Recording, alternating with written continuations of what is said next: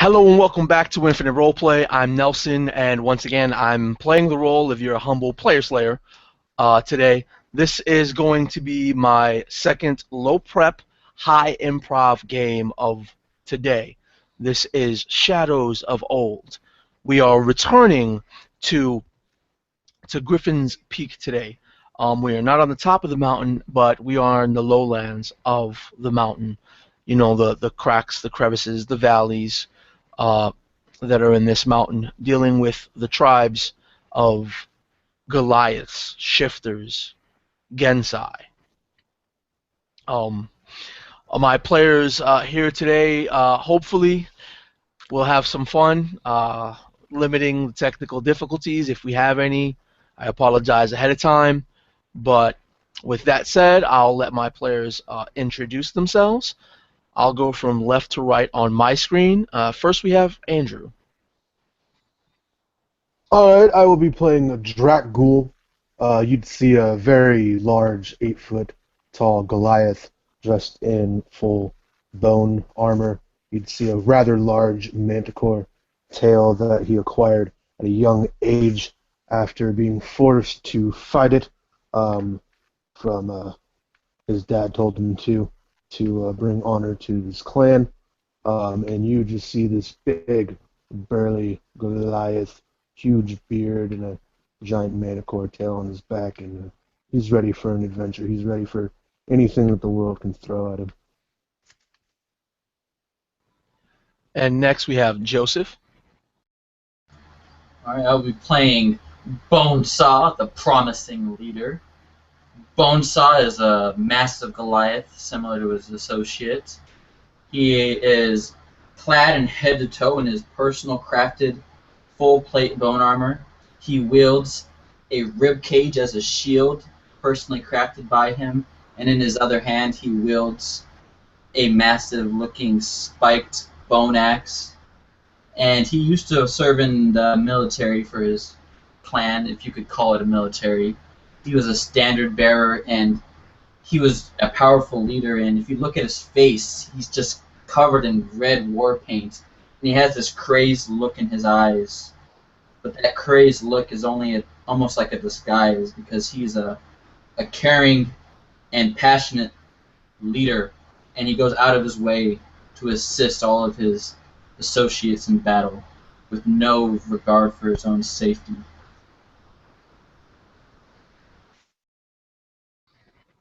Next, we have Matt. Okay, I'll be playing York. He is a shifter. His name is the Blue Mountain. He is a blue-haired, braided, bearded, tall fellow that wears a long red cloak. On his back is a massive shield displaying an interesting picture. It's the massive shield is made of wood, and carved into it is a fusion of depictions of Taiki and Shava, the gods of luck and misfortune, good luck and bad luck. The Taiki's smiling face is carved at the bottom, and Bashava's traditional antlers are growing out of her head, and this is the arcane symbol of Yorick, who is a cleric. He he's an interesting fellow. He likes to follow the bold and the brave, and yeah, he's with these group of adventurers because he seeks stories of amazing and wondrous deeds. Did that come through okay? Yes, sir. That was pretty okay. Okay. Awesome. I'm technical difficulty. Last but not least, our friendly neighborhood snapping turtle. I will be playing Garn Earthborn, the Earth Gensai Ranger. My character is 6 feet tall, and he works with the various tribes of the mountain as a go-between. Some of them are more animalistic, so he works in trading with for the different tribes up in the mountains.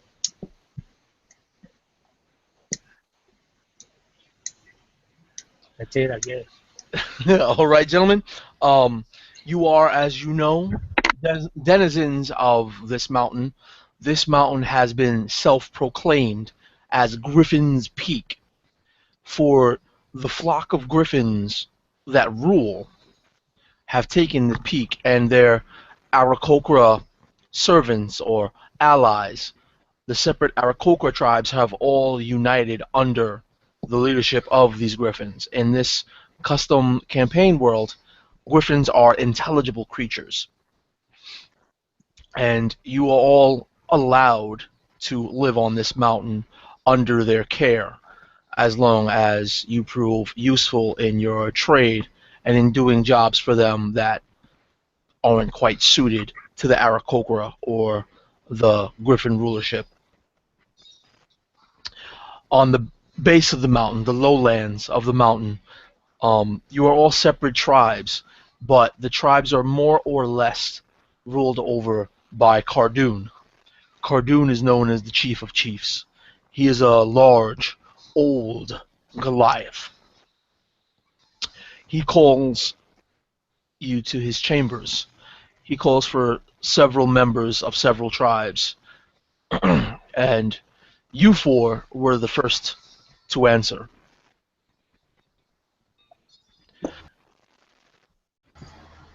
Cardoon, I am glad to grace you with my presence. What will you ask of me? It's like, as some of you may know, the creatures known as manticores have been scarce for the past few hundred years. We Goliaths use them as proving grounds for our warriors. We work, we toil, we train, and we slay. Though lately, these creatures have been shrinking in their size. Their challenge, pathetic. Not enough for a true Goliath. And he puffs up his chest with his hands resting at the wrists of onto his knees. He's wearing an old mane of hair. He stands up a moment after.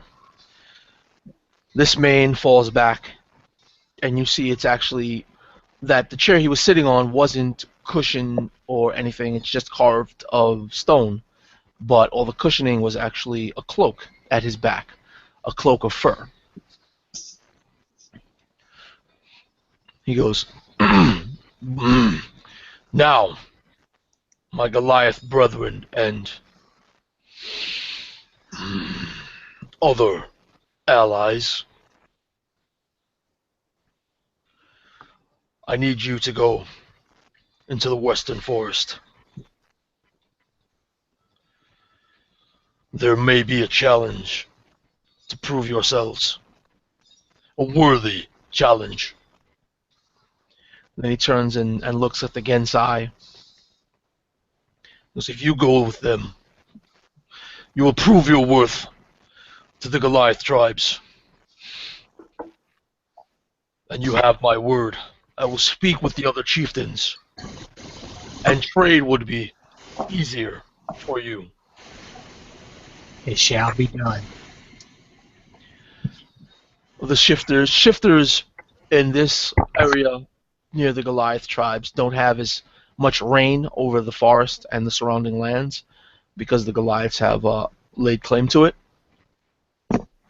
And he turns to the shifter and says, "You If you represent your tribe and you survive, I would allow more space, more land for you and your people within my own territory. I Hmm. personally honor this. Hmm. Share the mountain. Hmm. Hmm. It's a But good. as I was saying, sorry, I'm sorry to cut you off, but not the chieftain. He cuts you off. As I was saying, in the western forests, I am not sure if it is a manticore. Their numbers have been dwindling over time. But there is something there. Several warriors of my tribe. And he says that as if it's supposed to mean something extra, like his warriors are stronger than any others. Several warriors of my tribe have yet to return. Weeks have passed. Moons have changed. They are gone. They are no doubt one with the mountain now. If not a manticore, what do you think it could be? If I knew, you would know, wouldn't you? You are right. Worry not, Cardoon. I will defeat this beast and return honor to our tribe. I will bathe in its blood. Hmm. And he's like, yes. He raises his hands, the cloak parting from him, exposing these old, massive tattooed arms, covered in scars. Yes. Let the blood that has run in your veins through generations fuel your strength, your prowess. For our people, for our ancestors. And He salutes back. he gets a little excited, raises up his hands, the cloak exposing the full breadth of his chest and his mass and his bulging muscles. He then tenses, rippling the muscles. Um, Show that you are true Goliaths, and you too as well. I will see to it that they return, alive or dead. Yeah. It will be glorious. I will tell stories of their trials and tribulation. Yorick flips a coin. Hmm. Interesting. As will I.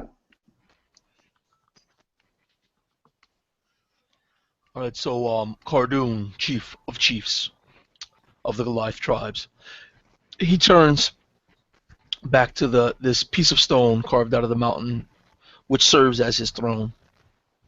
As he turns his back, you see a massive head, the size of his entire torso. It's the skinned head of a manticore.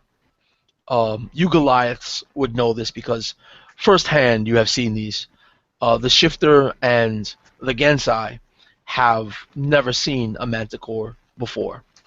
So what you see is almost humanoid, a, a face sort of a twisted reflection of your own. Um, this one has no teeth in it. You know, all the teeth have been removed, the tongue is removed, and the mouth sewn shut. You can see the stitching where the mouth and eyes are sewn shut, but it looks like a twisted reflection of a humanoid face, more like the Shifter than the Gensai.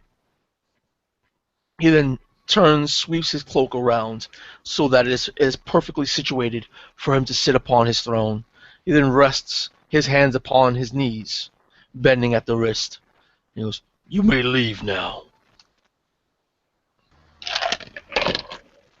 I will return with tales of glorious battle.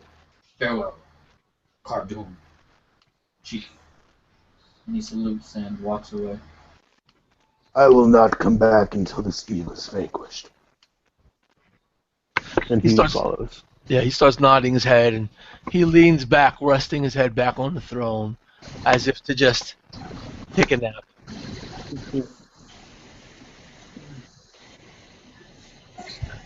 So I'm assuming the rest of you leave as well. Yes. Okay.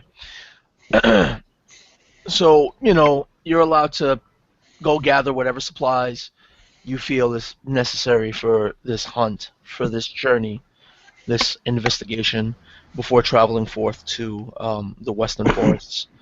Though any of you want to do anything prior to your travel? Yeah. Bonesaw will look over his three associates, and he'll look first to his other Goliath, and he'll notice he's powerful, perhaps even more powerful than he is. And he'll nod in acceptance. He'll look over to the Genocide Ranger, and while he may not be quite as powerful as a Goliath, he seems to accept him as well. And then he looks over to the Shifter, the Cleric, and he almost, for just a split moment, seems almost as if it's an insult to have this person with him. But before he can say an insult, he places his powerful hand on the shoulder of the Cleric, and he says, "Shifter, we will see many things in battle, but I promise you, all will know of the tales of your great deeds in battle. And as long as I live, bards will know of your tale." And with that, I rally him, and I give him a temporary hit point boost, equal to my roll here, +3. As I hype him up and get him ready for combat. I think he needs a little bit of motivation here. And he gets 5 temporary hit points on top of whatever he currently has. Okay. You're looking and say, "Thank you, fellow. Not any spare a word, a nice word to shift us. I will be your aid in this battle. I will make the mountain move." I can only hope so.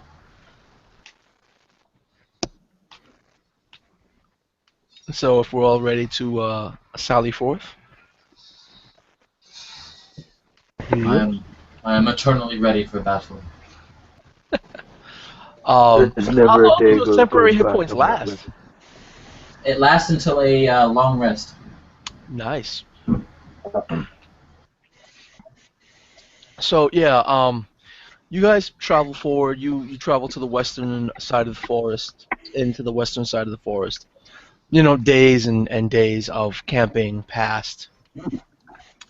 It passes roughly uneventful. Nothing that you know people of your level of skill can't easily handle. There might be a few hunting expeditions to keep yourselves fed, easily handled by your Gensai Ranger.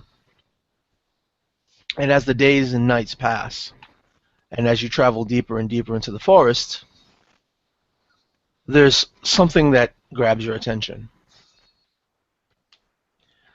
There's figures in the forest that they almost look, especially to especially to Dracul, they look similar to a manticore.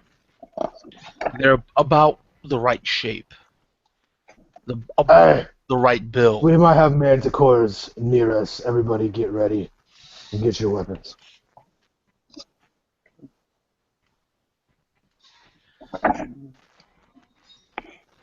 The one thing that you Cowards, then that you notice, ready my Dracul, manticore tail. the one thing you do notice, Dracul, is that these figures don't seem to have wings. Huh. I let my party know. I just tell them, these look to me like a manticore that's wingless. I don't know what this magic is, but it seems to be a manticore, but could be different. Perhaps its wings were merely clipped in a war or a battle with our associates before they passed on to the great beyond to have a meeting with our ancestors over their failures. Oh, do we all see it, or just Dracula's the only one that sees it? I saw it, but I let the whole party know. Yeah, well, you guys all saw the movement. You guys all saw about a medium-sized figure. Not very large, more akin to the size of the shifter and the Gensai if you were to be running around on all fours, but not as big as your Goliath compatriots. Dracgul being a Goliath that actually slayed uh, an Manticore. actual Manticore in his past as some sort of proving, he knows what he sees, and he knows to him it's about the right size, it's about the right shape, and about the right build. However, it does not have any visible wings. It doesn't. He doesn't notice any wings on it.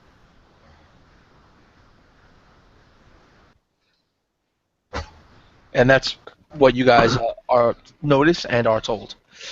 At this time, I'd like to just take my Manticore tail off my back, get ready for battle, and start to make my way towards the figures. Uh, yeah, Garn takes the bow off of his back and knocks one arrow and places another along the bow spine and follows a little bit behind him in case that there's packs instead of just one. Yeah, you start knocking an arrow and looking for a pack, and you start noticing that where one goes, there seems to be another one somewhere else.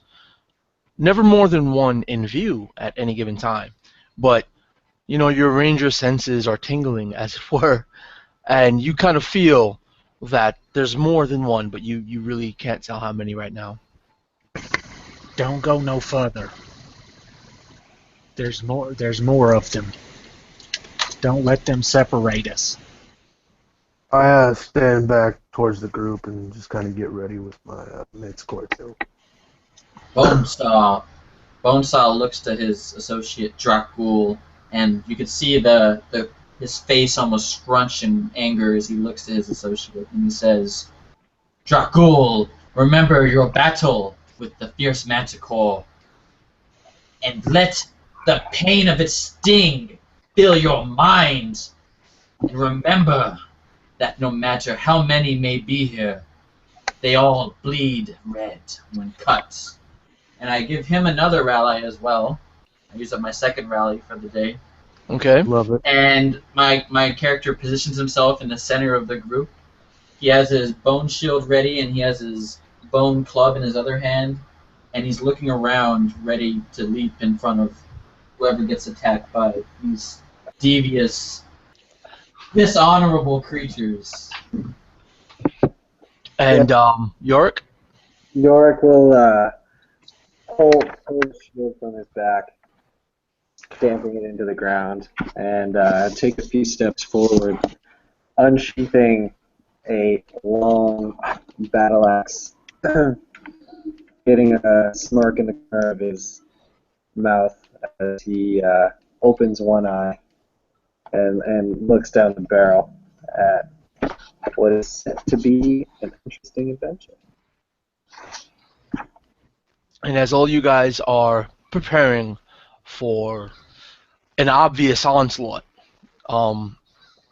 just a sickening battle, one of these forms, like I said, you only ever see one at any given point in time, but the ranger feels like there's more. One of these forms, or the only one, starts to approach you. As it's drawing in view, you can all see that it's about medium-sized. It looks to be a large feline form. There are no wings. There's a tail with a lot of hair at the end swaying back and forth. And you notice that the face doesn't look humanoid at all. It looks very feline. and there's no mane to be seen, like how most manticores have. Do you wish to negotiate or surrender? It it looks up, looks at you guys, and starts. It bows its head, and you hear it purrs.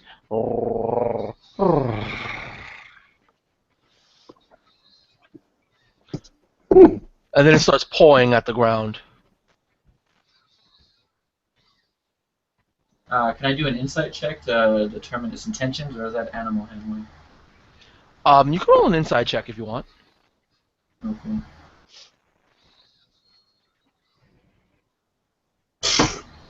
Well, I definitely don't know what the file is. So. You you notice that you can recall at least what the creature is, and it's a large feline. They don't have as much hair as manticores. They don't have that large mane. Uh, and I don't want to say it wrong as the person, but I believe it's a cougar, a mountain lion. Mountain lions are cougars, yeah, right? Yeah, cougar. Yeah. Yeah. My character looked at this beast, and he knows that this creature could not have slain his associates, and he seems almost disappointed. But he still finds it rather strange that this beast would approach us in such a docile manner, knowing that even a lowly cougar or a mountain lion would still be out for blood regardless. Oh, I'll give this. See, we'll roll insight and see if he's trying to get us something. Yeah, I don't have those fancy dice things, so I rolled a 13. All right. That'll cause me a roll, and because you rolled with dice, I'll roll with dice as well. Okay. Yeah, I only get a 12. You can tell that something is definitely askew here, and that this cougar, this mountain lion, isn't quite as friendly as it's being right now, as it outwardly appears. In other words, this mountain lion is definitely rubbing you the wrong way. And as you get this feeling, it starts sniffing at the feet. Oh, excuse me. It starts sniffing at the feet of Bonesaw, and it's now pawing at his feet, but the claws are retracted. The claws aren't out. Boneside looks at this beast and he growls as he tries to intimidate the creature as he just simply roars at it in frustration. Leave, you ridiculous cats!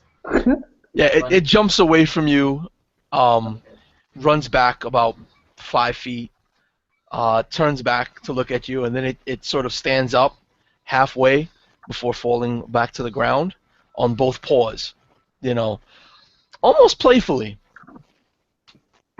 And it runs around in a circle before it runs backwards 5 more feet, and then turns right back around again, and is shifting its gaze at each and every one of you. There's something not right about this. Yes. At this point, Sorry. Go ahead. at this point, Bonesaw is not interested. He's simply going to kill the monster. It's toying with him. It's very dry. Taste my axe, you ferocious So you're gonna. feline. Okay, so Bonesaw, roll initiative. I mean, if everyone wants to roll initiative against this mountain lion. I got a roleplay, man. He's got that 8 intelligence. He's not thinking this through. Go ahead, roll it. Roll your initiative. Let me know what you get. Got 11. Nothing.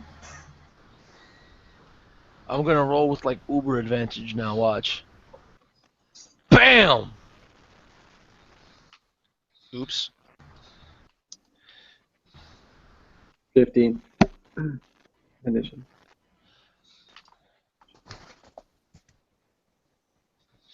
The rest of you gentlemen. 10. Ooh. What is that? Garn got 10? Dracul got 10. Oh, Dracul got 10. Yeah. I got 9.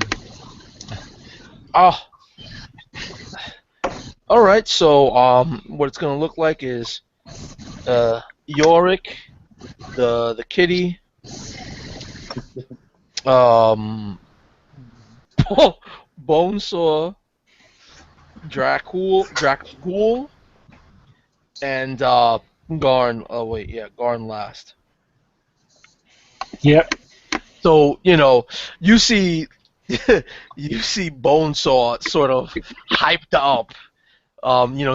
You feel that he's getting ready to fight Yorick, and you know, being a shifter, being so in touch with nature, being so in touch with your own animalistic nature, you can just sense that from him, Yeah. and you can react accordingly, however you'd like. So he looks over at his companion and says, "Ah, why did you have to stir the beast?" And he's going to lift his shield, and the Lady of Luck is going to open her eyes, and a flash of light is going to zip across, guiding bolt. Your guiding bolt. Oh my god, this guy is going all in. Yeah, let's do it. Let's do it. Okay, so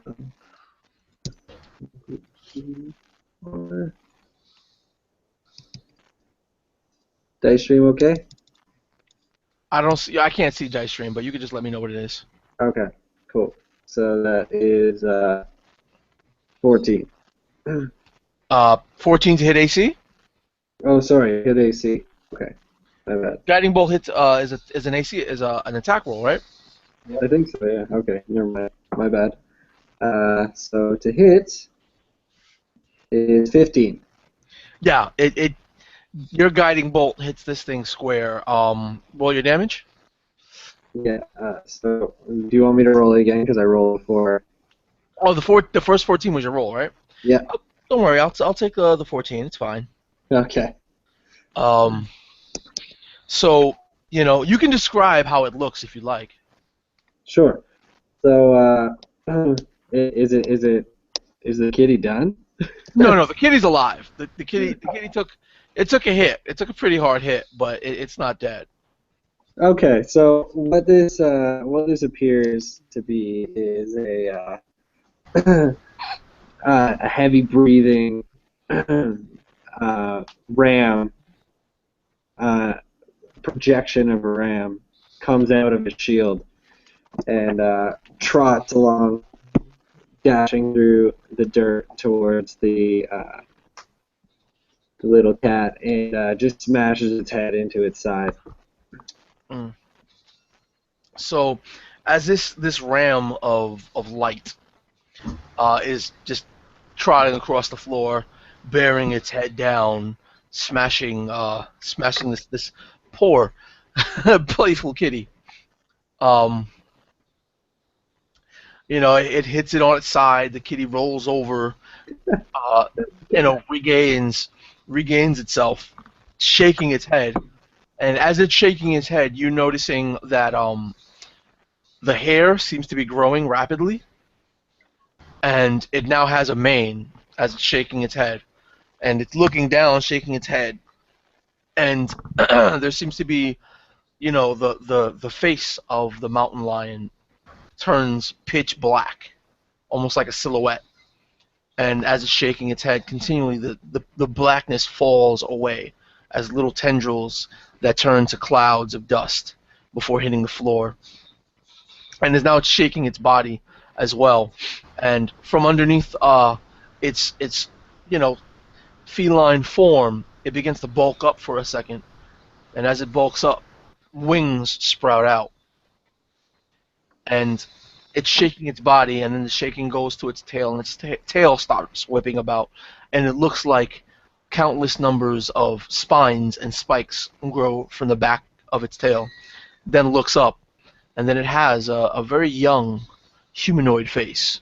Looks almost like, a Gensai child or a shifter child, to be more exact. You can tell it has feline features, but it is very much a humanoid face. And it turns and looks at Yorick. It purrs. No, yeah, it purrs. It's like, oh, that was a good one. And then it turns and runs behind a tree. Well, I had to. And after seeing that Bonesaw, it ran like another 10 feet back behind a tree. So it's out of view, but you know exactly where it went, Bonesaw. This is out of character. I kind of know what this is, but in character, I have no idea. Out of So character, you have no idea either. Trust me. Okay. Well, I have my metagaming bullshit thoughts. Okay, this guy has no thoughts at all. You could metagame it if you want. I don't care. Yeah, I don't. I'm not gonna metagame at all. So Bonesaw, he sees this this creature run, and he chases after it. And as he runs through the trees looking for the monster, he looks around the tree and he notices it, and he raises his weapon, and he gives the monster one last chance to say something before he brings his weapon down upon it. What is your business here? And he gives up about half a second before he's gonna swing down on him. Okay. When you turn around, the monster is licking its paw, sitting down, just licking its paw.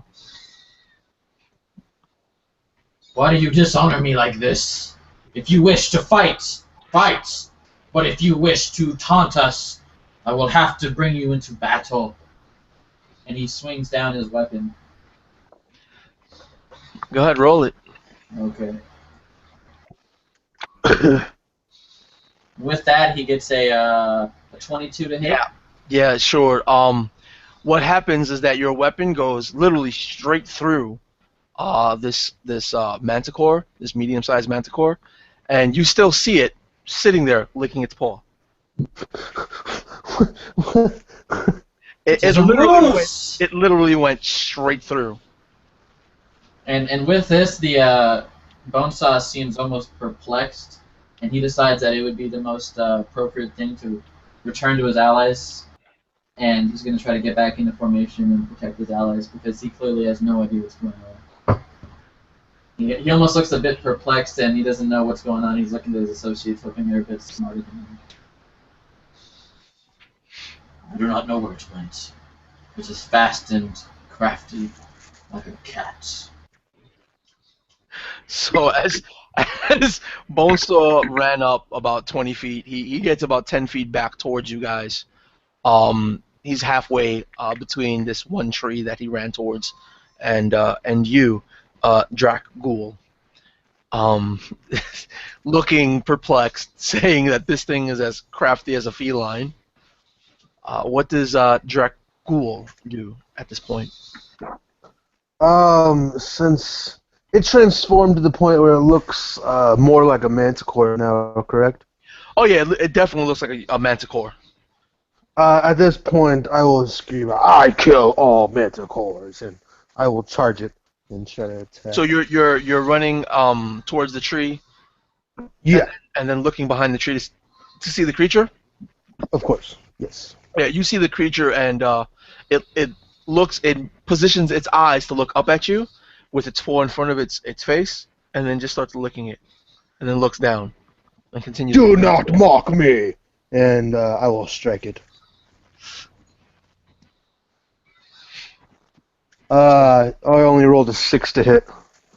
Yeah, so you actually, this sort of really takes you aback, and you just, smash the tree, and force from smashing the tree bounces off of the tree, and it still clears the manticore's head, and hits the ground beside it.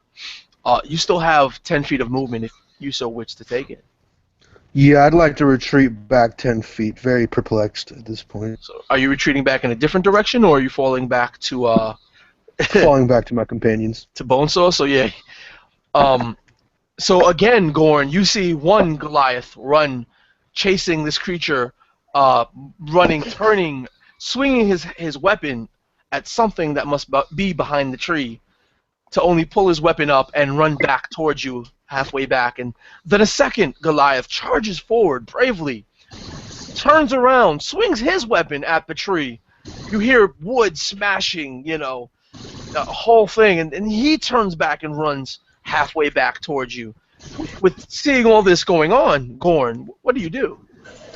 Oh, I'm about ready to leave because if two Goliaths walked up there to it and hadn't hit it yet, something is wrong. So, but guard narrows, and I'm actually I want to see if I can't maybe figure out if this is actually a illusion or if this manticore is actually a lot better than we thought it was. Okay, so are you going behind the tree? No, I'm actually gonna look around and see what I can see around us, because this manticore is, I don't know, he just doesn't seem right to me. Okay. You'd never think of two Goliaths running away from a manticore, that's for sure. So, roll a perception check, my friend. Oh, is it higher than passive perception? Because it's a 14. Your passive. Okay, you're gonna cause me to actually roll. Oh well, I'll roll too, but I just got pressed. Yeah, it's higher than a 14. Oh, okay. So roll a passive perception. 19, 15 plus 4. Okay, you're looking around, and the canopy of the trees, it's not like jungle thick, but it is fairly thick. There's just barely enough light so that everywhere during the day in this forest is dimly lit. So none of you are actually blind. You can all see pretty well. But you notice that the few cracks of light that shine through the leaves perfectly, where the sun shines through perfectly, and the light is at its brightest, they flicker as if something was blocking these lights. And as you're seeing the flicker, you see it, you see 2 flickers of that light, and it makes you a little bit more aware, and you're looking around, and you can see slightly behind you, on either flank of your characters, 2 manticores with their wings tucked tight and their bodies very low to the ground, very much in the fashion of a lion getting ready to pounce its prey, slowly creeping forward. And these are also about medium size, just a tad bit smaller than your Goliath allies. He, for a few minutes, he pretends that he goes along with it, and then he just all of a sudden swings around and lets the arrow go at, it would be his right side, at one of the manticores that was on if it's on his right side, and he'll let loose one of his arrows to strike the manticore. Sure. Unless it goes through it, and then I'm off this mountain. You know what? It's not worth it. What did you get? I quit. Yeah, I got a 16. Yeah, you hit it. Roll damage. Desertion is punishable by death.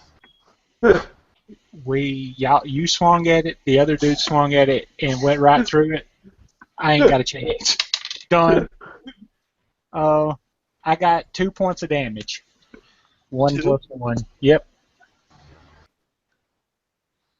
All right. Weakness. No, we're not going there. My arrow, but the manticore is faster, and he hops to the side, and the actual arrow just seems to just barely nicks him as a little trail of blood, but not deep enough to do any damage. I just gave his position away. Yeah, you actually, what you see is as it grazes him. Let me read this real quick to make sure. Yeah, what you see is that it nicks him, and what is bouncing off his body is not actually blood, but with your high perception, you actually see sort of ice-like crystals shed off of him as your arrow bounces away. Oh. These And, are unnatural. Yeah, Yorick. You notice, of course, your ally, Gorn, your Earth Gensai friend, looking around and just swiftly turning to one side of himself, letting loose and drawing your attention to this one manticore creeping up on your flank, slightly behind you guys. Okay, and I'm back in line. Yeah, it's your go, Yorick. Sweet. So Yorick will kind of cock a brow at these manticores. Clearly, not your usual breed. Tricksters, eh? And are there any trees near me? Like, are they in abundance enough that I could step behind the tree? You want to step behind the tree? Yeah. You want to step behind the tree that the Goliaths went through? No. Yeah, they're in abundance enough, but And like just for narrative purposes. yeah, for narrative purposes, the trees average about 15, 20 feet away from each other. And this part of the forest, they're fairly old. They go up pretty high, and they spread out, a lot, being that they're, really old trees. The underbrush, there's not a lot of growth in the underbrush because the trees block out a lot of the natural light. So not much more than, grass can grow in these areas. Okay. Well, grass and moss. Okay. Fungus. So so noticing the approaching manticore, he turns on his heel. As he does this, it's like mirror image of Yorick turns on his heel while the other one remains in place. He turns on his heel again, 45 degrees, and another one is there. And then stepping forward through the second Yorick, a fourth emerges. And staring at this manticore, there are four. And Yorick smiles and says, tapping his shield, I have tricks too. I cast mirror image. You cast what? Mirror image. Damn, you know what? You broke up at that last time again. Mirror image. Mirror image. Ah. All right, that's why there's so many of you all over the place. Coward.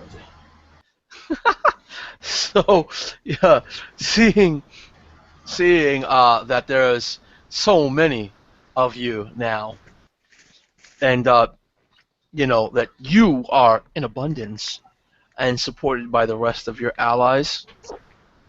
The manticore that you saw creeping up, that was shot at by your ally, you notice it just perk up and start running towards you. And Gorn, you notice the second one that he didn't perk up and also start running towards you. They both run towards you guys, and they're circling you, right? They sort of run towards you, and just out of your reach, run past you, and then start circling before they close in. And they howl, they scream, they look up in the air, and just roar "Ah!" And as they're continuing this roar, it's a long, drawn-out roar. And as they're doing this, the both of you can notice around their mouths, um, just the air rippling, and the ripple gets deeper and deeper, and you can actually see the sound being echoed out of their maws. And when seeing this sound, hearing the roar, you can feel the pulsing in your ears, and then in your heads, and then in your chests. And I would like the two of you to roll Constitution saves for me. Okay.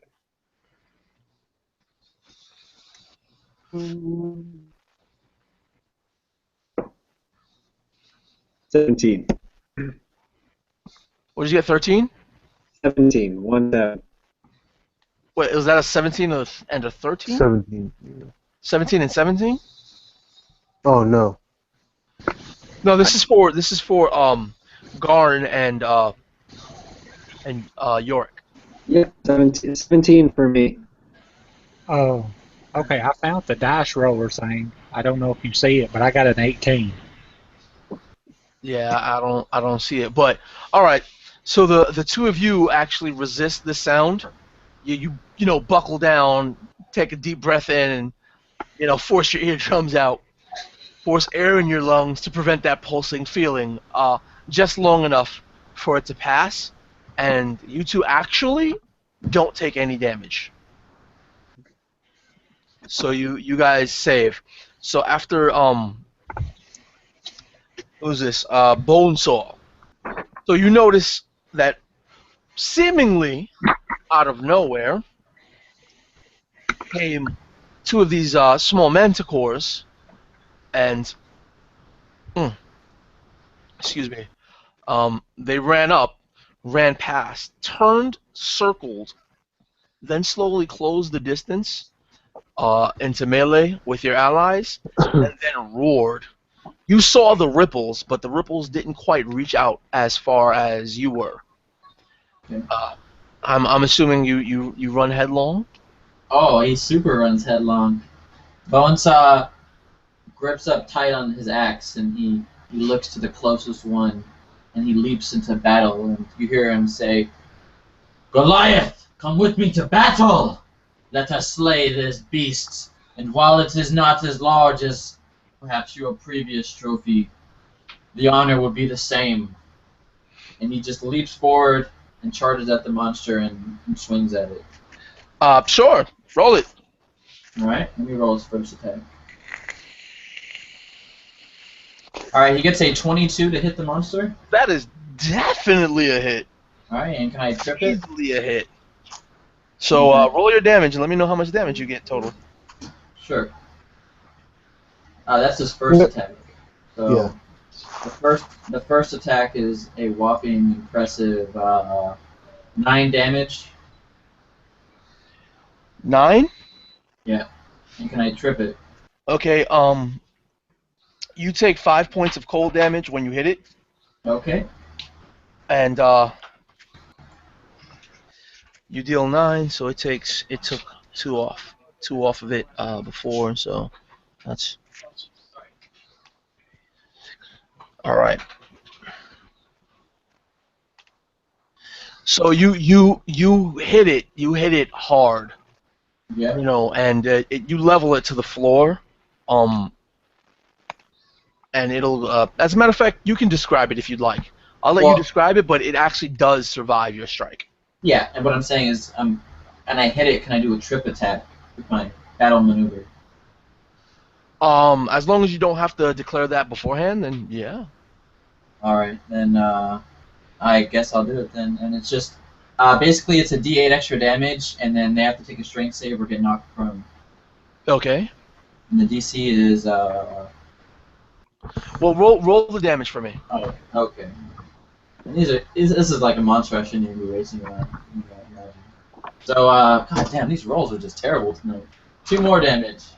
Okay, so it takes 2 more damage. Yeah. It's still up. So it Yeah. rolls a strength. What's the DC? That's 15. 4 plus 3, which is 7.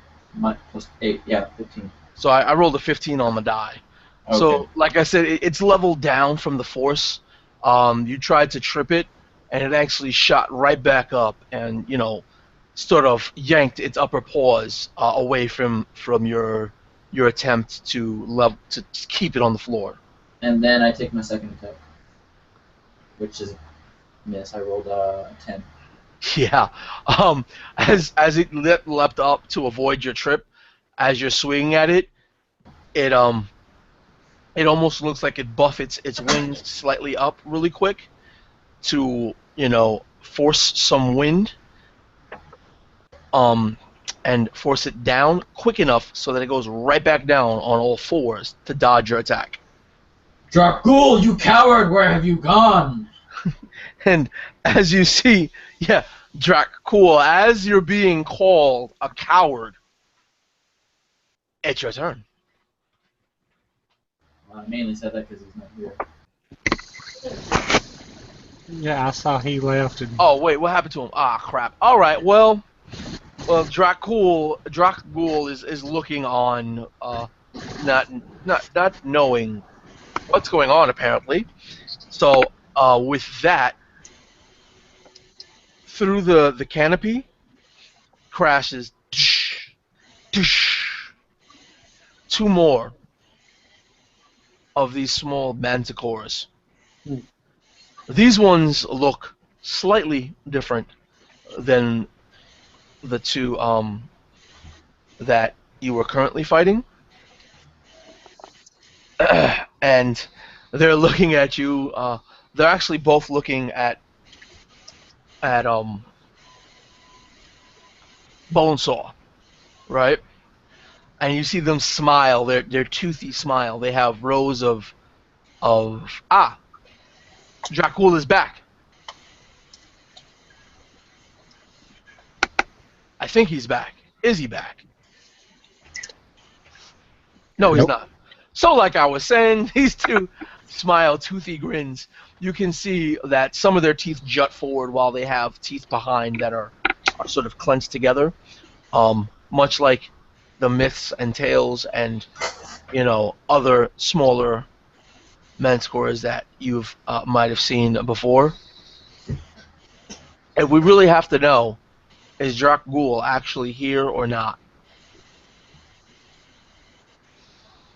Nope. Okay. So what happens is that as they smile at you, they start laughing, right? The two of them, almost in unison, are laughing, and they're like, then they look at each other.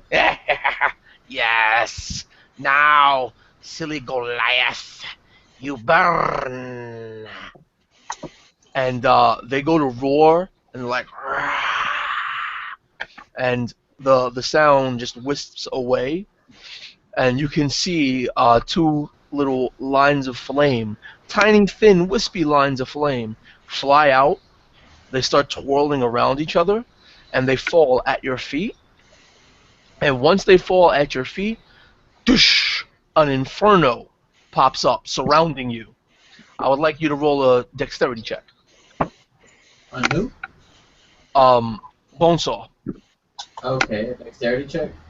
Well, Yes, sir! This will be great. I got a 13. A Oh, amazing. 13. 13. All right, that's not gonna cut it. So, Oh, you take 5 points of fire damage.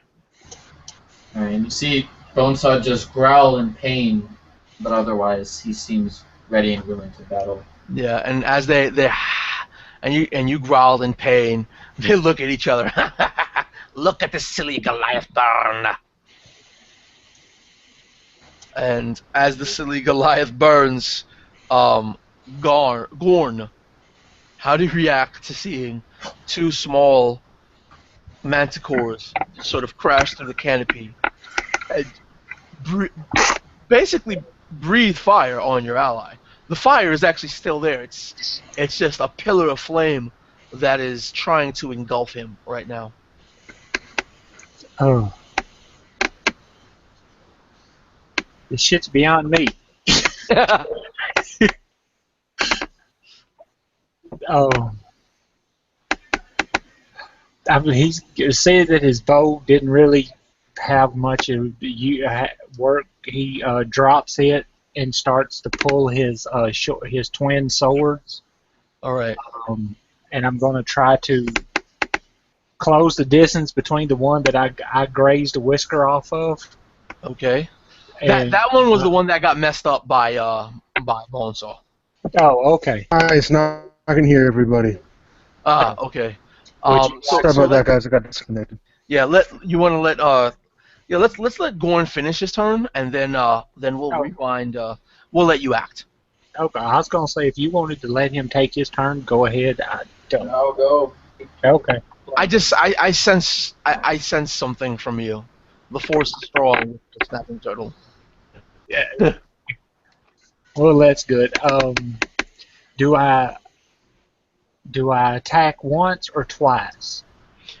Well, with an attack action, you attack twice, and then as a bonus action, you can attack one more time with your offhand. Okay. So go right ahead.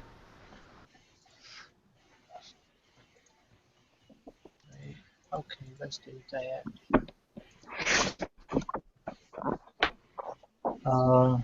I got 10, 17, and 19. 10, 17, and 19. The 17 and the 19 hit, so you do manage to hit twice. Okay. I'm going to. Okay. And I'm guessing they're magical beasts. There's no way that they're just regular beast. Curse you. And I do 10 points of damage. You do 10 points of damage? Yeah, well, 3, 1, and my Horde Breaker, I can do an extra D8 points of damage, but I can only do it once a turn. Oh, you mean that's actually Colossus Slayer?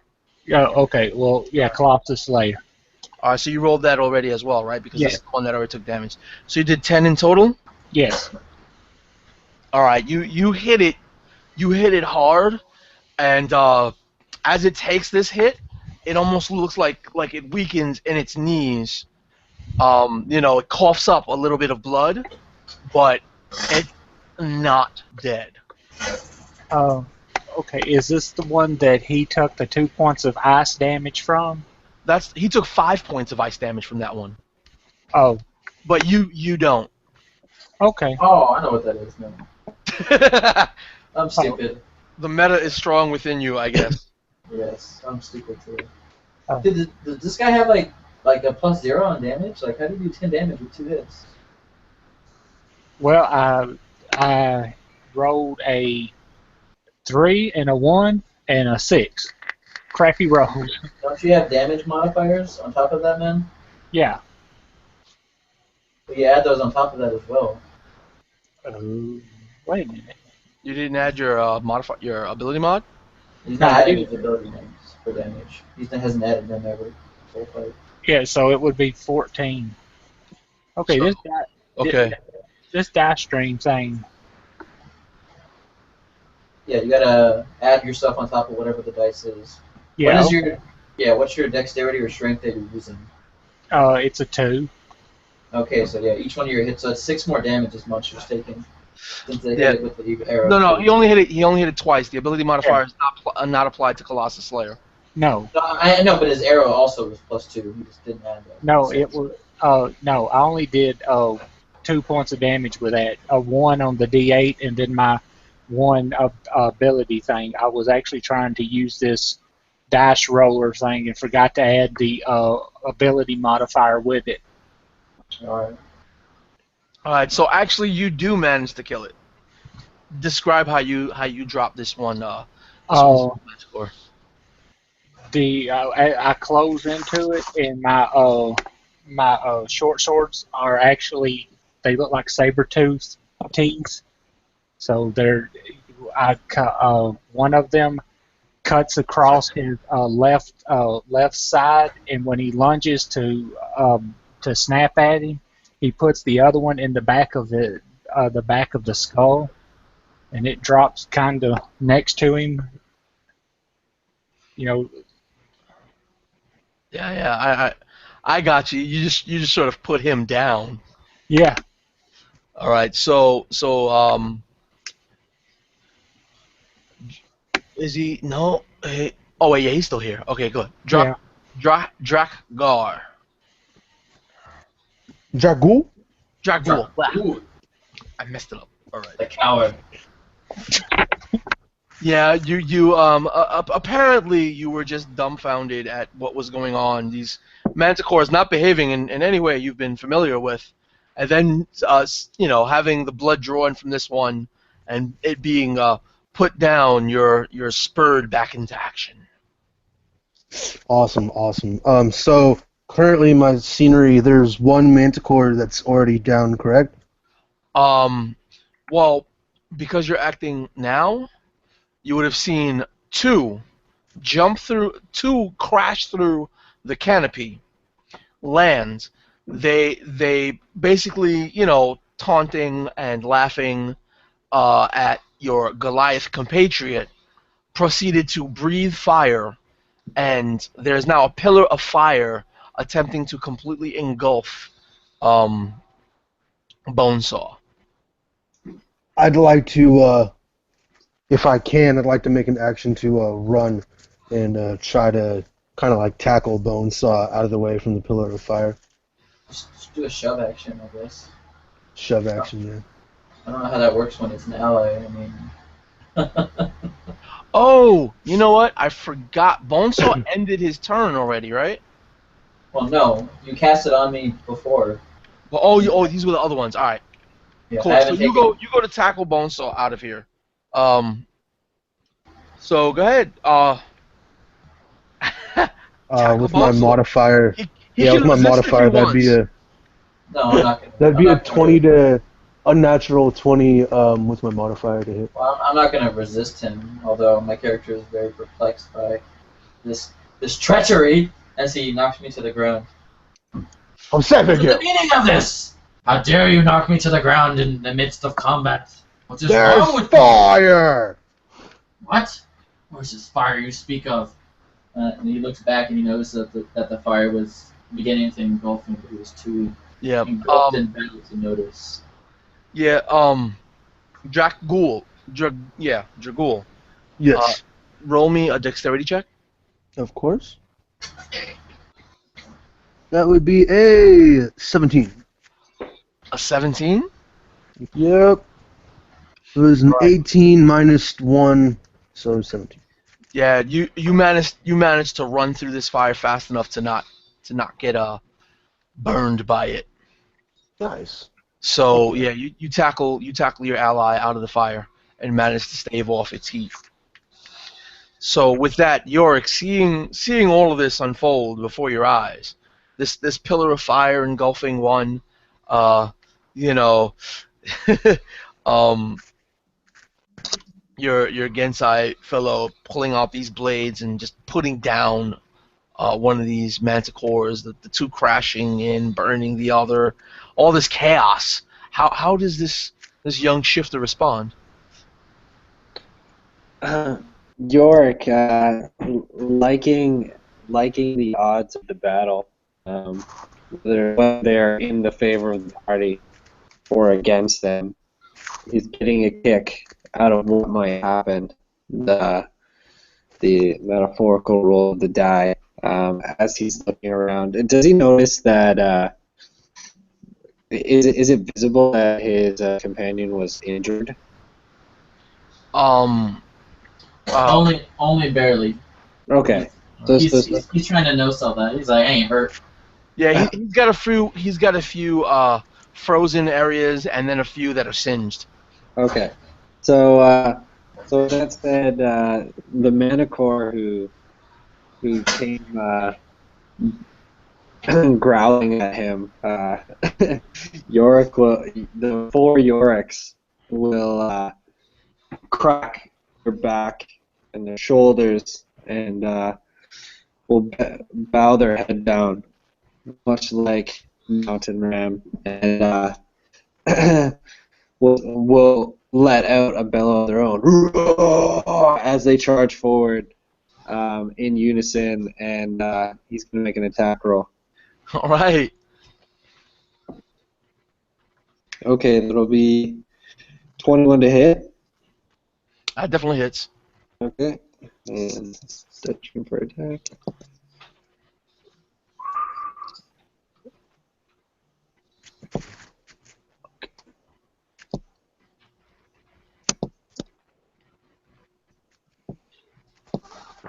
So just let me know how much damage you do. Yeah, sorry. So I did 6 damage, and as I do that, so basically to describe this, he comes across the side, or one of the Yoriks comes across the side of this Manacor's face, taking a light slash, just grabbing a little bit of blood on the edge of his blade as he does so, and in a half circle turn, he chucks the blood into the air, and it actually takes flight and rushes across the battlefield to embrace his companion. His companion is smacked with his blood, and it wraps over his wounds. And that'll be a healing word. Cool. So healing word is 1d4. So so you regain 9 hit points. Oh snap! Yeah, and the small amount of blood that the almost insignificant amount of blood that's left on your sword, Yeah. You notice that rapidly around the blood, it begins to crystallize, and frozen bits form around your sword and run down your sword into your hand, and you take 5 points of cold damage. Fuck. Alright. There goes my temp.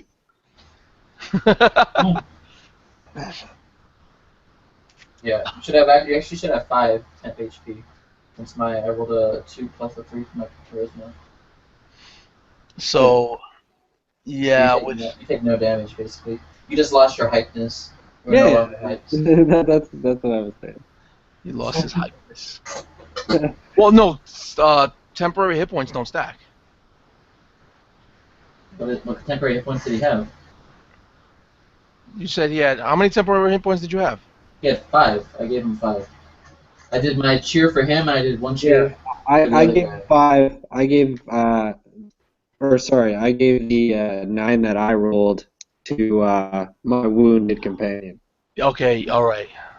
I got a little lost there. That's He's fine. at full, and I'm at 1 hit point off max right now. It was probably my labyrinthine narrative. All right. So yeah, the one that you just onslaughted and got that just very small but very clean strike. Yeah. He begins to shake his head, and he's like growling at you, and he's looking at each one of you, not knowing who to go after. Engaged and surrounded by each of you, not to mention your other allies, the Goliath and the Earth Gensai, and just everyone seems to be surrounded. He then begins to shake again, and you can see that his fur begins to grow dark. Even his wings that are held close to his body begin to grow dark, and his face and everything. He then looks like just a living silhouette, almost like a living shadow. And then he stretches out. He stretches his body out, stands tall on his hind legs, spreads his wings, but his wings tear and transform into several tentacles. So Yeah. So let me get a strength saving throw from pretty much everyone. No, not everyone. Is everyone in melee with this guy? Um, Uh, Everyone but the cleric, I would imagine. Yeah, it depends on just how, because I hit the one that I tried to nick and oh, somebody hit. are you within? Yeah, you were side by side with your ally, were you not? Yeah, that's what I'm saying. The one that I hit with the arrow, and I think it was Bonesaw who Yeah. did. Helped finish off. So if I'm that close, yeah, I'm there. Yeah, you Bonesaw and Yorick are all within range. I can't remember where Gorn was. Garn is the Earth Gen side. I mean, not Gorn, Drac Ghoul. My mistake.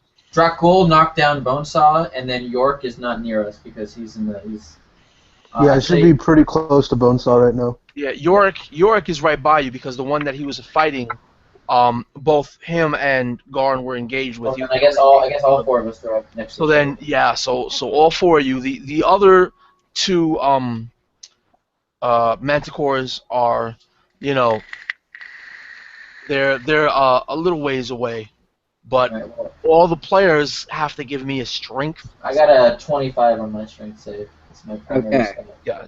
So I got a natural 1, but Oh, no. I'm gonna use a luck point for my lucky feat to All right, reroll it. go for it. All right, cool. Oh fuck. 2. So 4 is my. Or It's better than a critical fail. It's better than a critical fail. So everybody rolled. Everybody know what you got? 17. 17. Very good. Very good. Um, Oh, I got a 4. Okay, so for all you who didn't roll in the double digits, you take 10 points of damage, and for the other two of you, you only take 5 points of damage. The damage is necrotic damage, as these dark black tentacles that seem to absorb all light brace you. They just slap you to the side, and the areas that they touch, flesh, your flesh seems to almost begin to die and rot and flake away. Your armor, even the bone armor, it begins to tarnish and grow brittle as you take this damage. And then almost instantly the tentacles are drawn back.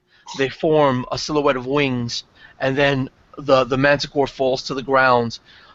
As he falls to the ground on his forelegs, again on all of his legs, the blackness continues to fall to the ground off of him, splashing and then dissipating into smoke. he's And still you, standing in front of us, right? oh yeah, he's still standing engaged with all the Yoriks. I'm not sure how that affects mirror image. I should have checked. It says attack. So Yeah, it just hits him only basically because the others aren't real. Okay, so it affects enemies who are trying to attack him, but that was just like Maybe. an effect. yeah, I called back to an older edition where mirror images taking damage made them poof. But that's all right. So they go through it. It falls down, and it sort of runs around in a circle, almost as if chasing its own tail. And it's sort of nipping at its tail, looking around, and then it looks at all the versions of Yorick, and just smiles and tilts its head. And Bonesaw, after being tackled, after being frozen, then burned, then tackled to the ground, only to have your flesh in areas begin to bruise and almost rot and fall away from your skin. What do you do? Bonesaw takes only the briefest of glances at his healing associate, and he says, "I thank you for the blood, for this creature wishes to take it back." And just utterly enraged at the audacity of this creature to just disregard him and playfully prance around. He just howls and jumps up and just tries to take this creature out with 2 powerful swings of his bone axe. So you're closing with the one that just did all that necrotic damage, right? Yeah, he's just gonna run up and just bash the crap out of it. Since it was running around us, right? All right. We're all basically still basically in melee range. And with that, he gets a 19 and an 18. Yeah, you hit it. You definitely hit it 2 times. Okay, so let me roll the damage here and I'll describe what happens, I guess. Okay, so he does 16 damage. So you basically just see him stab his axe into the monster, and then as he pulls it out, he just rakes the flesh out, and then he lifts it out and just jams it in again, and you can just feel, you almost can feel in the air the sound of bone scratching against bone as he just, with all the hatred in his heart, as he just tries to take this creature down. Despicable beasts! Die!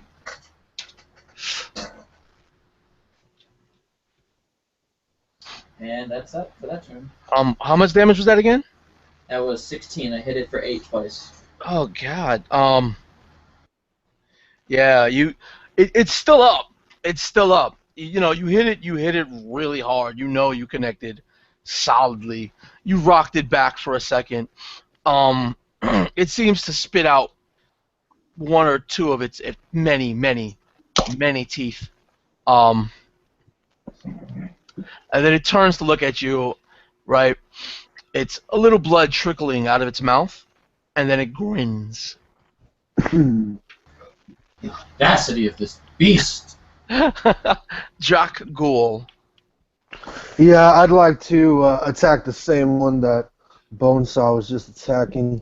Oh, just gang up on the little guy, why don't you? Nah, go for it. Oh, fuck yeah. 7 and 23. 7 and 23? The 23 definitely hits. The 7, unfortunately, misses. Alright. That'll be 12 damage.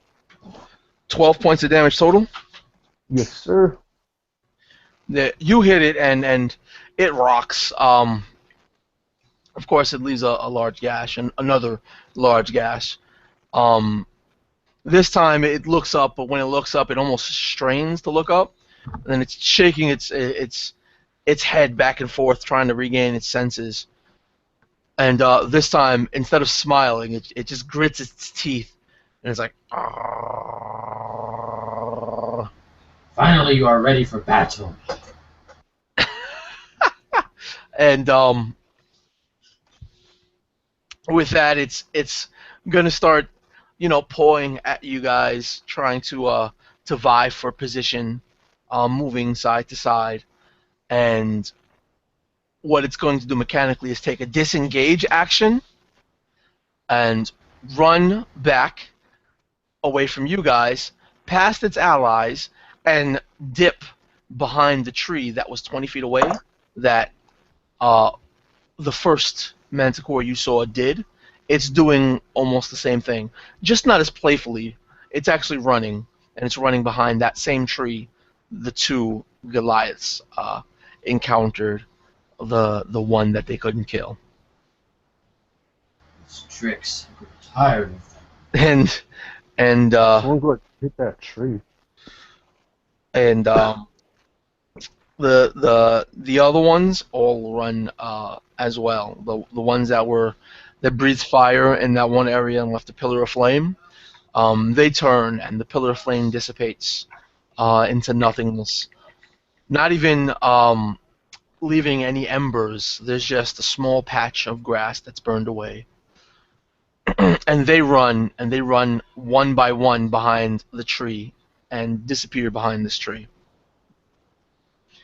So you guys can act, and I'll save the initiative order, but you can act as if you're out of combat. So don't worry about initiative or numbers of actions. Just let me know what you want to do.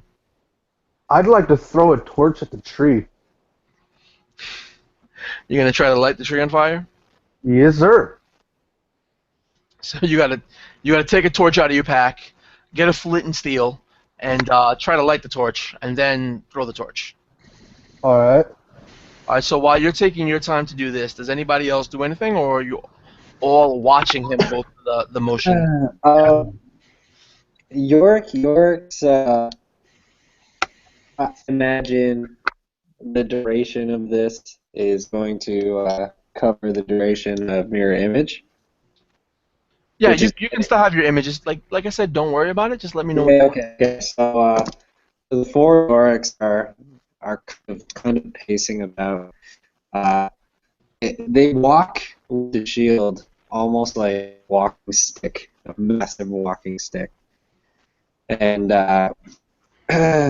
you see them at once.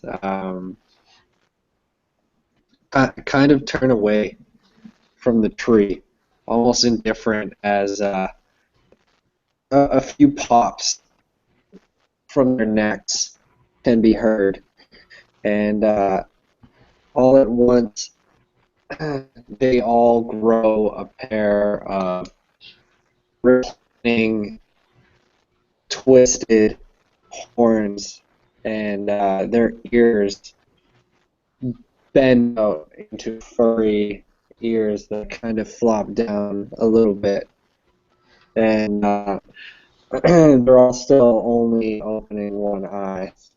And you notice that the beard has doubled in length, and the feet of these shifters could definitely be described as hoof-like. And with that, I am going to shift and regain 7 hit points. All right. If you gentlemen, I have to take a really quick bio break. So if you course. all want to take a moment to take a break, refill your drinks. We should have roughly an hour left. We're only about an hour and a half into this. So Okay. feel free to take a break. To our viewers, take a break as well. And Stop. we'll be right back. I'm gonna eat now. Oh my god. So an hour into this, can you guys hear me a little bit better? You are audible and receivable. I can accept your presence, but I will be back. Affirmative. Verified.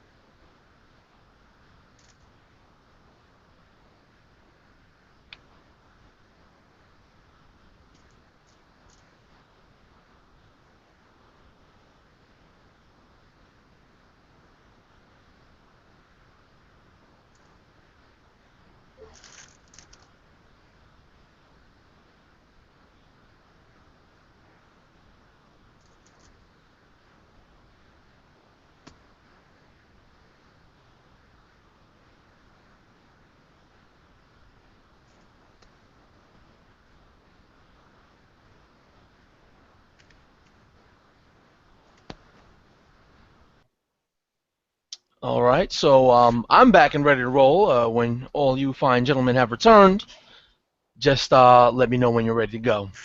Ready, ready.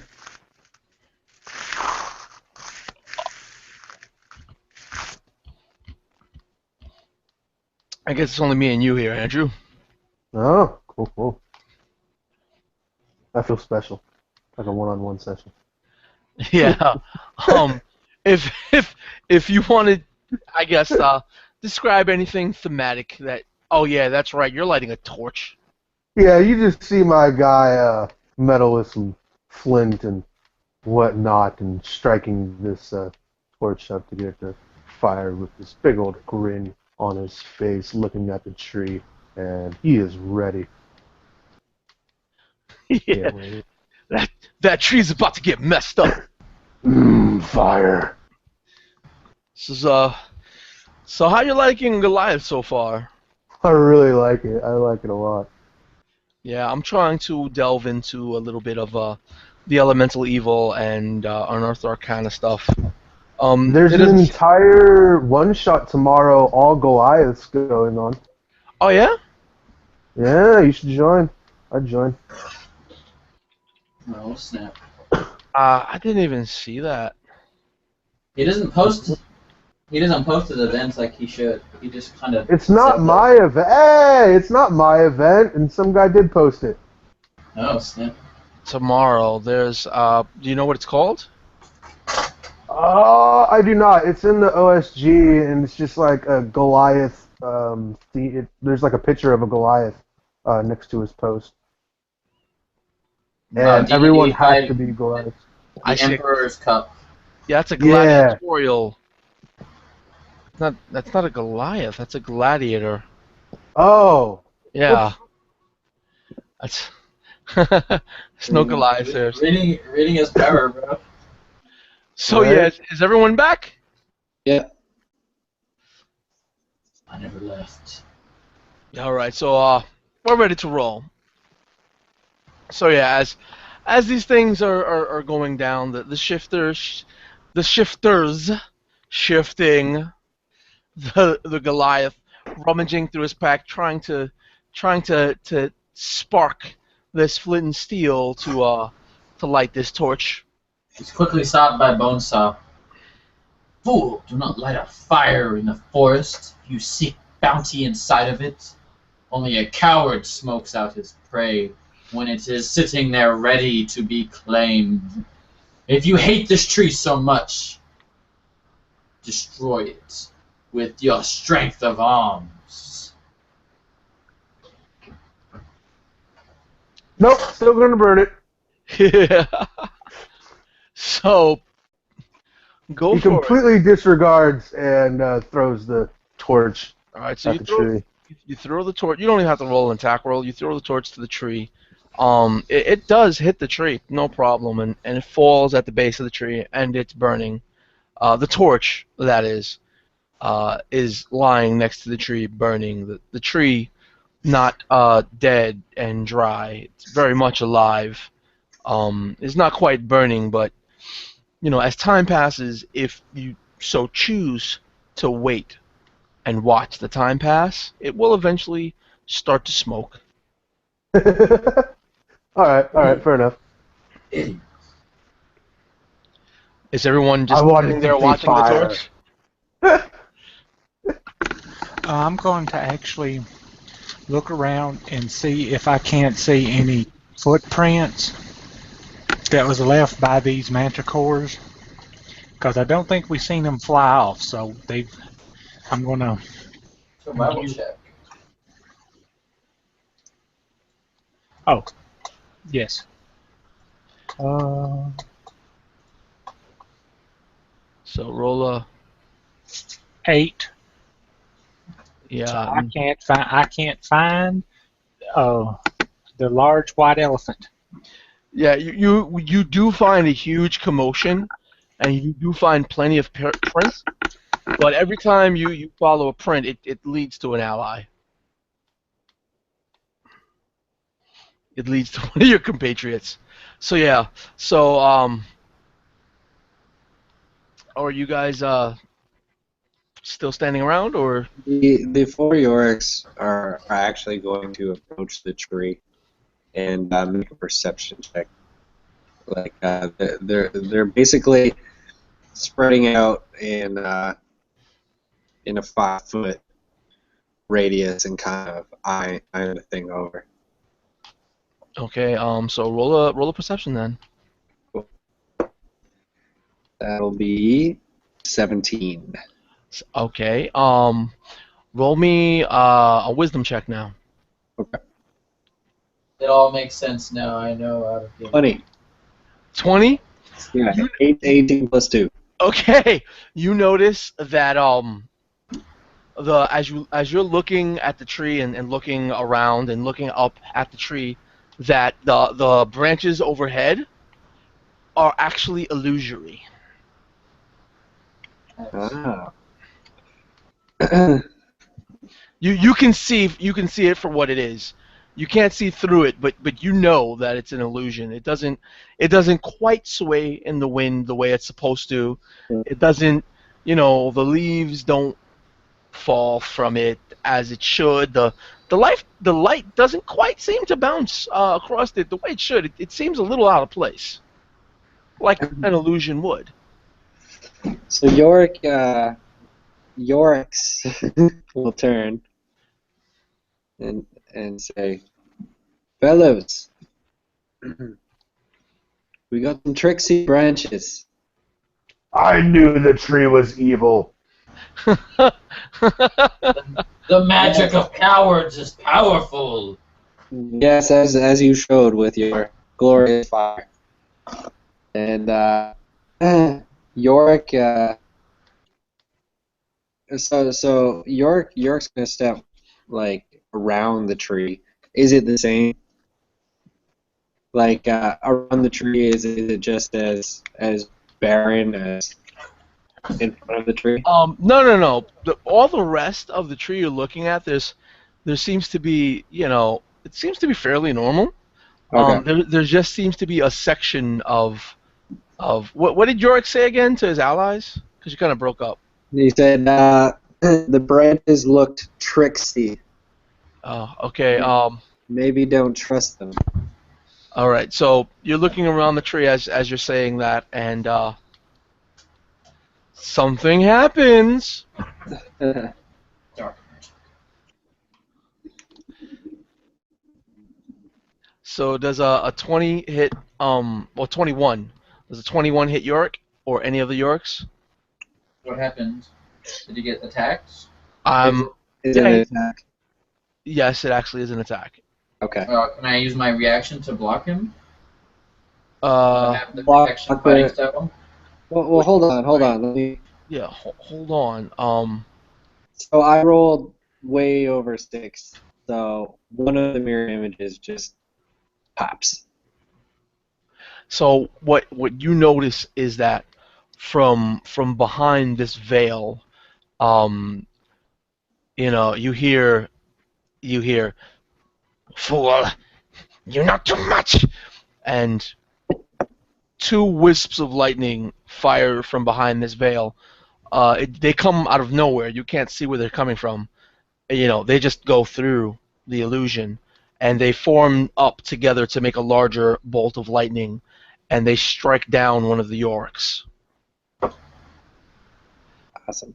And the lightning doesn't look natural as well. It's Yeah. it's all sort of different deep purples and greens in the lightning rather than the normal white. Ah, tree raining lightning. Dark magic indeed. Yeah. So with that, we're going to pick up the initiative that we left off, and it would be Gorn's turn as he sees one of the Yoriks sort of just disappear as it's hit by lightning. So I'm gonna. Well, I can't climb a tree. I'm not climbing no tree. So I'm going. I guess go get my bow and try to, if I can, during my turn, fire it at this where the lightning came from, and pray for the best. All right, so roll an attack with disadvantage. Oh. Okay. I miss. I rolled a 5 Yeah. plus. So the arrow just goes. Yep. It So goes into the tree, and then you hear a few branches, and a few cackles as it just flies into the tree and disappears. Does it? You don't even notice the arrow coming back down, and you hear, "Nice shot," coming from the tree. I hate trees. So after going, Yorick, one of you simply vanished. As it got hit by this lightning, the lightning seemed to focus at that point. This whole time before it dissipates away, knowing that it came from behind this illusion. What do you do? Okay, so shifted. The mountain goat, like Yorick, infamously known as the Blue Mountain, treks up this tree, no problem, climbing speed of 30. and Axe. and he's going to look the illusion. Okay, The, I have sorry, a go question. ahead. Yeah. The illusion you notice is about 20 feet above you. That's where the illusion you notice is. I have a 30-foot Okay, climbing speed. that's. Let me finish. Now, is Yorick climbing the tree? Because all of his copies can't climb the tree with him. Oh, what? Really? Well, how many? You tell me. How many people do you think can climb a tree at one point in time? You don't think 3?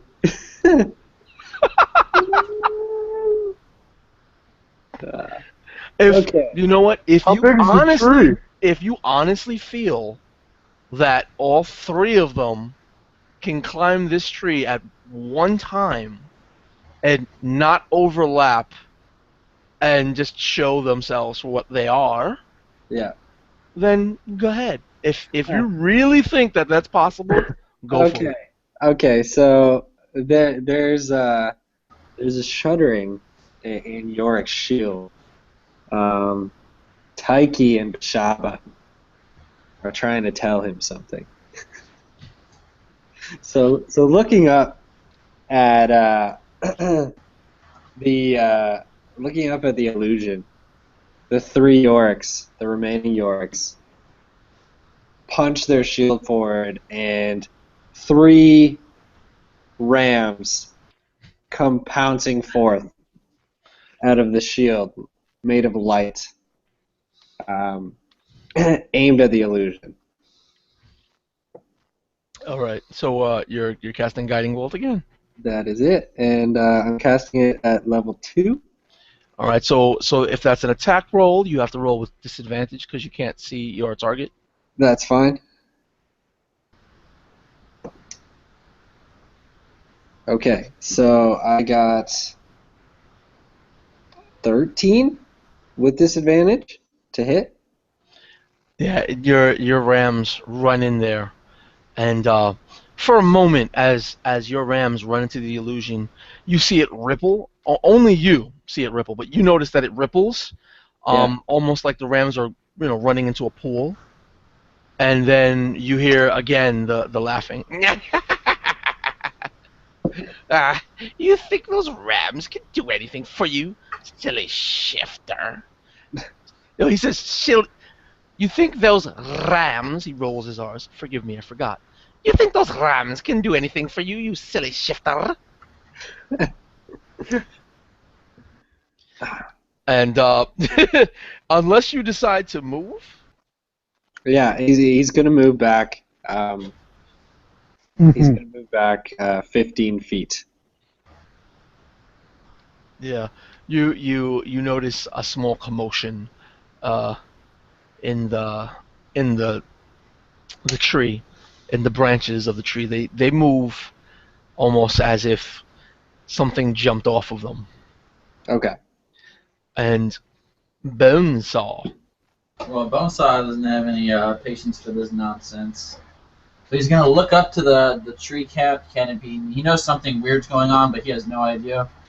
So he's just going to do his best to just jump up onto the side of the tree and climb up. So before he does so, he's going to put his weapon at his side, and you just notice this big, burly Goliath just leap up to the side of the tree, and he's just going to try to climb it up. Try to climb up it. Sure, so just roll me, I think this would be like an athletic. Yeah, it's athletics to climb. Alright, he got an 18 to do his climb. So yeah, you can climb up it, no problem. Okay. Shimmy on up that tree. Alright, so 15 feet up, I don't notice anything. Yeah, your head peeks through the illusion, and as your head peeks through the illusion, um, you see two very toothy, grinning maws in your face, smiling. Okay. And while he's 15 feet up, that was his move action. And for his standard action, can you try to do like an attack, or does he need to climb all the way up? Yeah, you could try to headbutt one of them. Yeah. Well, I know. What? Can I just reach down and pull a weapon off my belt and attack? Well, yeah, but you gotta roll me another athletics check with disadvantage since you're gonna be holding on with one hand and trying to swing a weapon. You know what? I'll just climb all the way up top, and when I get up top, I'll just stand there ready for battle. So I'll just complete my climb, and I just pop up into the illusion, and I stand ready. I don't have a weapon in my offhand because I put it away.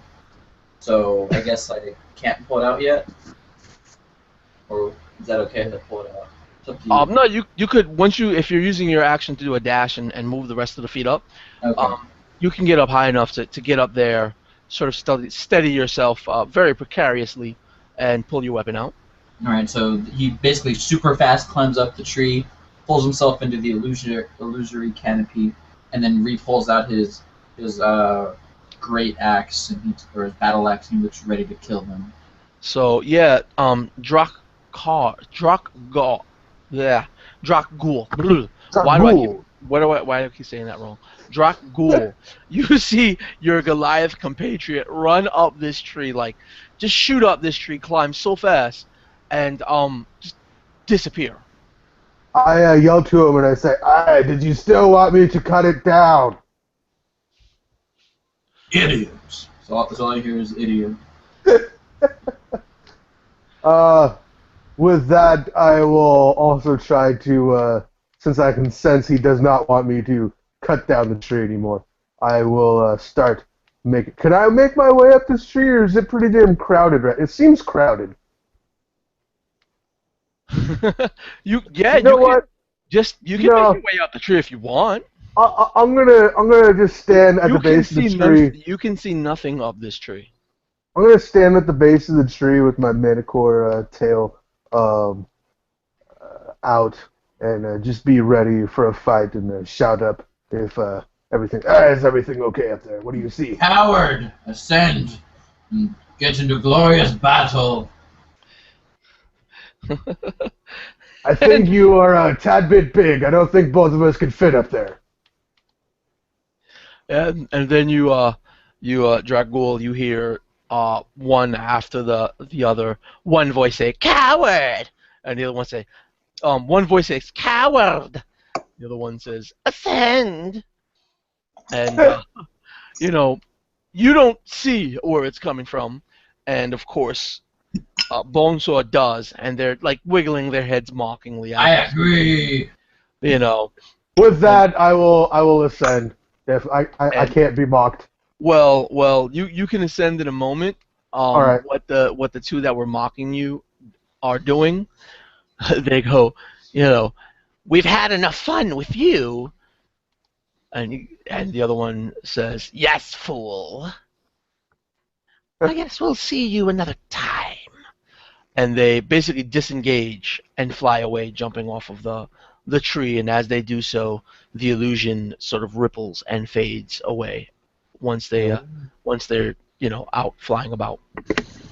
I don't know if I could I shoot them with my bow and arrow? Yeah, if you climb the tree and oh well, if I've got to climb they'll probably be too far away by the time I climb the tree. Yeah, like Bonesaw can see them starting to fly away, but they'll eventually get out of his sight, like within like another round or two. How far did they fly? It's a disengage, right? It's not like full speed. Yeah, they don't fly full speed, but they get a fair distance away. Well, Bonesaw is the very persistent individual, if you know what I mean. Yeah, and How far away did they get? well, they get above the canopy, which Oh, is like another 15 feet higher, okay. and they get about 35 feet horizontally away from you. Oh, okay, so Bonesaw wants to resheath his. If he can, he would like to put down his weapon and throw one of his hand axes at them, even if it's disadvantaged. He can't allow. He Sure, can't just let sure. them flee for free. Roll it.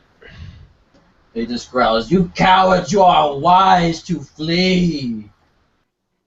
And with that, he rolls an 18 with his hand axe. You hit one of them.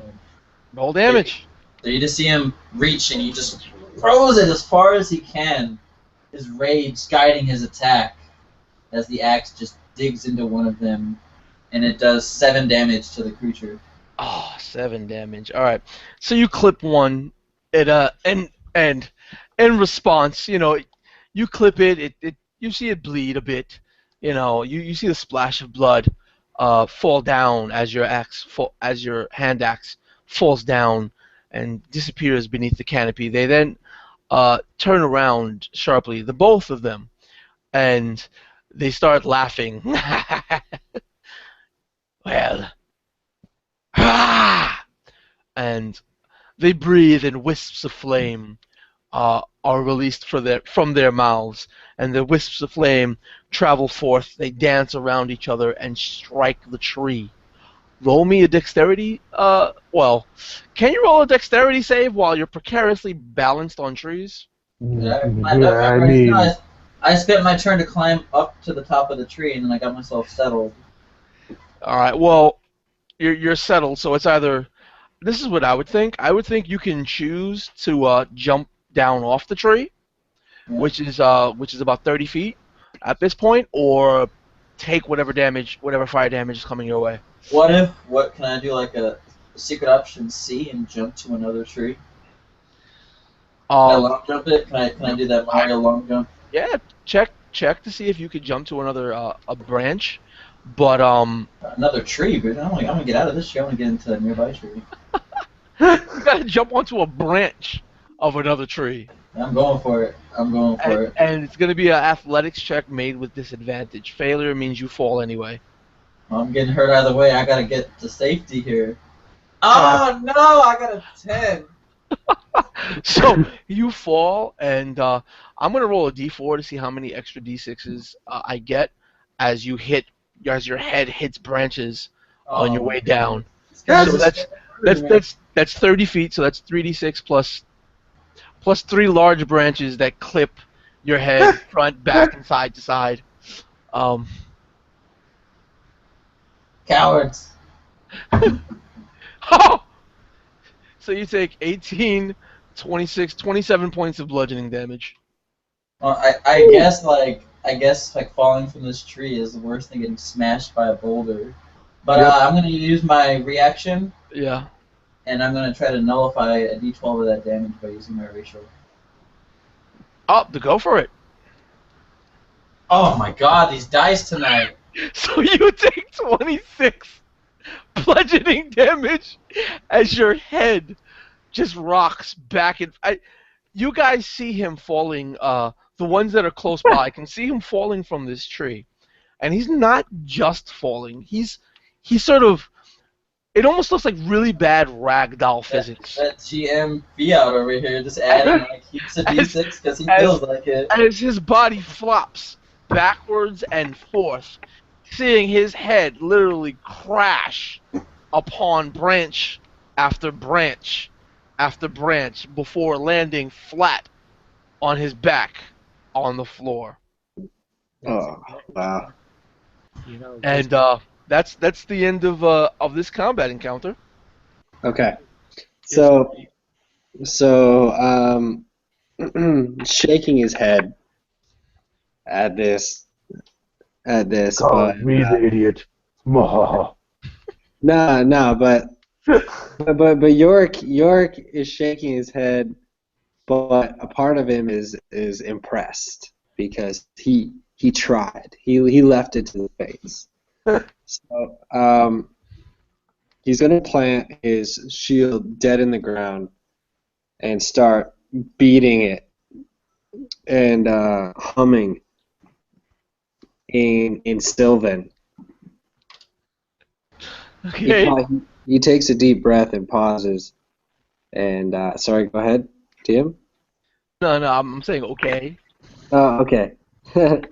um, he takes a deep breath and pauses and says, "Give me a minute, fellows.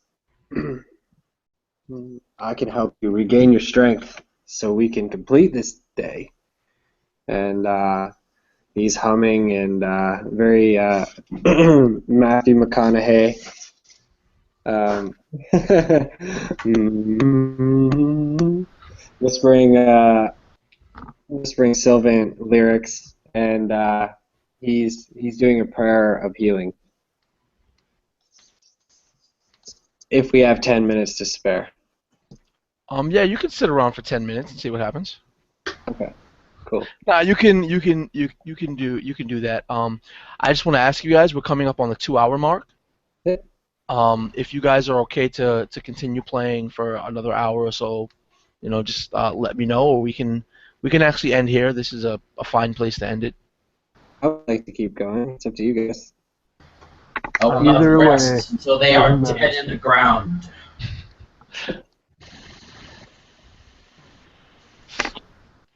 Consensus? I have Seems like it. Yeah, I have to actually go to bed here soon. I got kids to take to school.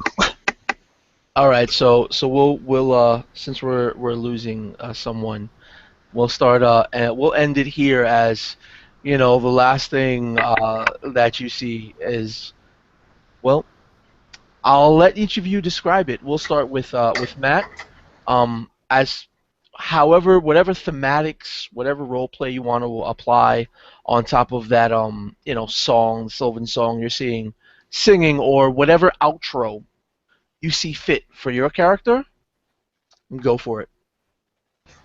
Okay, so Yorick beating on his shield is he's slowly shifting away from his goat form, his mountain ram visage, and he's his horns are descending into his head, and he's the long blue bearded hermit-like type that you remember, and he continues hammering on the shield, humming this Sylvan tune, and all of you see bits and pieces of your flesh start to piece together, regenerating Wolverine style, and he looks up to the sky and flips a coin, and it lands on Taiki, and he says, "We've got this day." And he smiles at the group. How much you Nice. guys go for? So yeah, Joseph, if you wanna again describe your outro.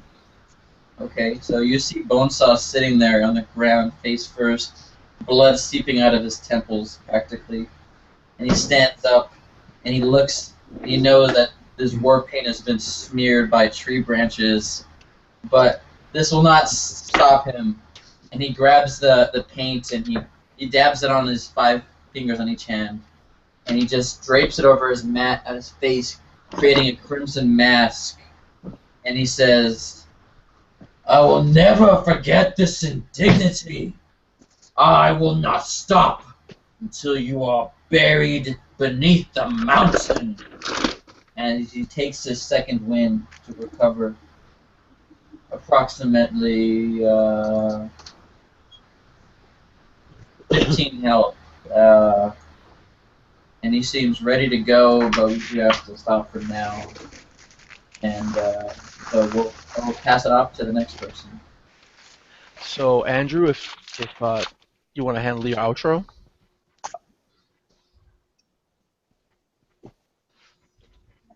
Andrew, are you there? Yeah. Yeah, Yeah. yeah, yeah. Sorry about that.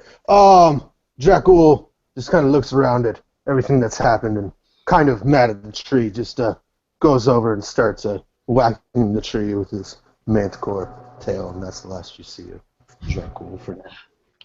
Okay, and uh, finally, but by in no way means or form least, our friendly neighborhood snapping turtle, The outro.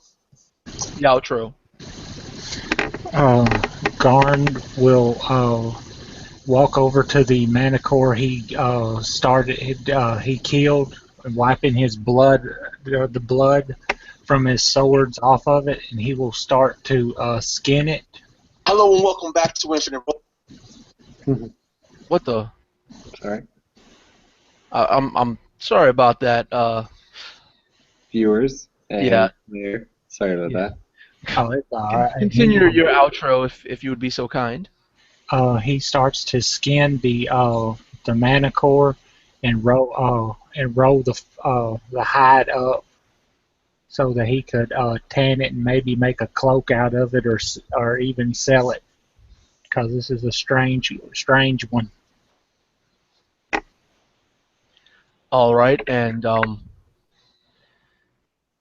as what you see in this outro is, your view falls away from the players and what they're doing. It focuses in on the torch just sitting there at the foot of the tree burning away. You can see it lighting, the heat of the torch, the light of the torch emanating this orange glow against the bark of the tree. You focus in on the orange glow of this torch, and then you can see everything around it sort of blend and fade and become red and orange and blue. And then your view pulls away from this orange glow, and you notice now that you're looking into the sky at the sun as it begins to set behind this great mountain, illuminating the forest. Three small silhouettes flying away.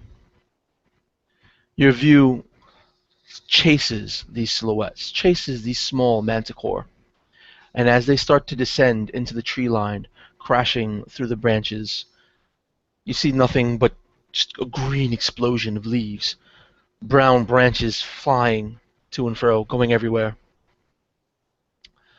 All three of them, boom, boom, boom, one after the other, landing on the ground. You then see all three, their faces. They bow their heads. They take what is effectively a knee with one of their forelegs, and the camera pans around, your view pans around, and you see a much, much larger manticore. This manticore has eyes glowing red. And this manticore smiles, many more teeth than his smaller counterparts. It says, "Yes, my brothers and sisters, you have returned. You have done well." And the scene fades to black. So, once again, I've been Nelson. This is Infinite Roleplay. This was Shadows of Old. A low preparation, high improv game from myself and my players. I hope you enjoyed. If my players would like to introduce themselves and plug any channels, if they have any channels, um, feel free. Before I go, I just want to say once again that this game was actually brought to you by a Facebook group that goes by the name of the Tabletop RPG One Shot Group. You can head over to Facebook. We play games all the time. I run two alone just today, and we play everything. Fifth edition Dungeons and Dragons is not the only thing we play. So come check it out. Come see me if you like. I hope you enjoyed. Players, take it away. I have nothing to plug. That's what cowards do. No, that was a fun game, but yeah, nothing else to add here. I don't have a channel, so congrats everybody on the game. Yes, same here. Thank you for inviting me. Thank y'all for playing. Uh, I got no channel, but it was fun. I get the snapping turtle. Our friendly neighborhood snapping turtle. Exactly. Weakness.